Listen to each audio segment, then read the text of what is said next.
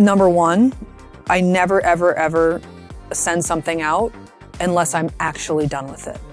Anything that ever has my name on it or my credit is what I would consider to be the very best that I could do and the very best that I could make with the resources, time, and budget that we had at the time. If someone is paying me for something, or if someone is not paying me for something, they still get the same level of attention, work, and love no matter what. Like, someone could come in waving $1 million around and someone could say, I've got $5, will you help me? And if I agree to do it, it will be done to the highest degree of quality possible. For better or worse, my work always has come first. And I'm very lucky to have a partner that is also of a similar mindset and recognizes that and has really never stood in my way for anything. If there's a deadline and it's something that I agreed to do for a client on their behalf, there are so many more people that are also in the line waiting for stuff for that project. And so if I'm the one that's holding it up, I don't care what it is. I will cancel a vacation. I will